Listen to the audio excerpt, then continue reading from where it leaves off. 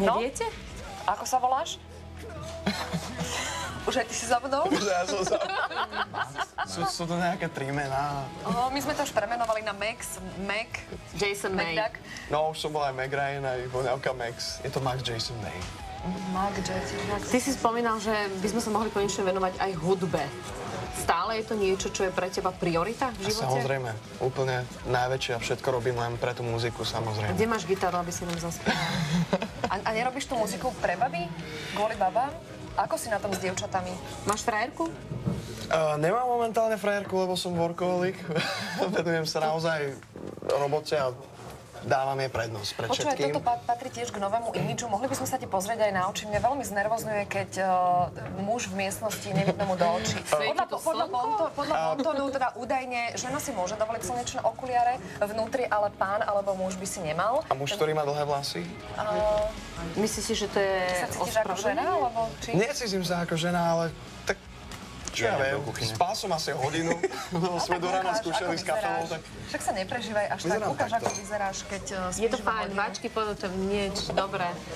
Nechcem teraz pôsobiť ako tvoja mama, ale vypluj sem žuvačku, prosím ťa. Až tak? Ja som taký dnes. Počúvaj, ty po dnešnom teleráne... Počúvajte, dievčatá, ja vám strašne ďakujem. Ty si tu buduješ imič tvrdého rockera a my tu na teba... Ako maminy. No, Áno, ale tak, no.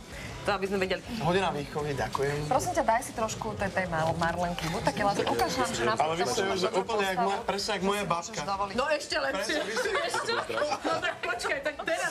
Musel som vám to vrátiť.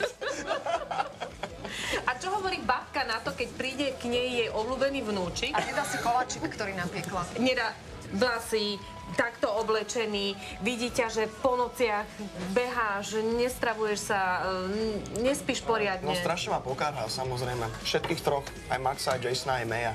A ako sa dohodnú títo traja páni na pódium a čo tam a kedy najbližšie niečo predvedú? Tak najbližšie sa vidíme na Eurovízii. V máji. Ale tam je veľká konkurencia, to vieš? No to viem samozrejme, ale Ale keby si urobil niečo podobné ako skupina ABBA kedysi, tak to... Určite preto som dal aj 3 mená, aby som bol Je to konkurencieschopný 4. To meno, lebo Miro Šmajda v zahraničí sa možno ťažko vyslavuje, vieš, ako aj Zdeno Samozrejme, Chára, Zdeno Čára. Určite má to práve aj tú logiku, samozrejme, podľa mňa je to absolútna blbosť.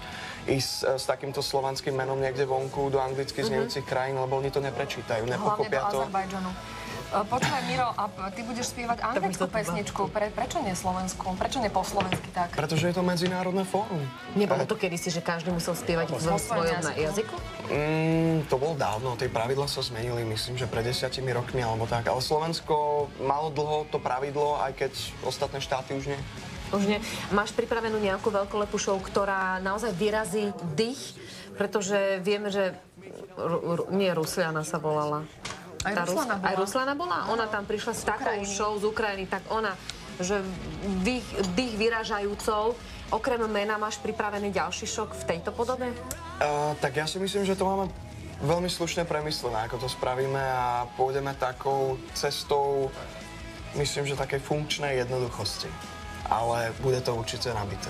To znelo dosť komplikovane, funkčná jednoduchosť. A mňa by zaujímalo teda, či budeš aj funkčne jednoducho oblečený, lebo keď už máš tie tehličky, škoda ich zakrývať pod takéto tričko. To treba normálne, že Sieťové tričko. ukázať. Alebo Ani oblečený, ani holý. Rozviata košela, vieš, také tie klipy Backstreet Boys, čo si my pamätáme ako staré mami, napríklad. Áno, pamätám si. Hej, alebo keď bol ten Miško od Jacksonoviej, vieš, tej bielej košeli. Rozviaté košele, teraz tam prší, je to také mokré, sa to lepí na to telo. Určite presne v tomto štýle pôjdem. Áno, dám si na seba ventilátor a budem ani nebudem spievať, len budem čakať. Myslím si, že kvôli tomu máš aj tie tehličky na brúšku. Presne tak. Ja tam...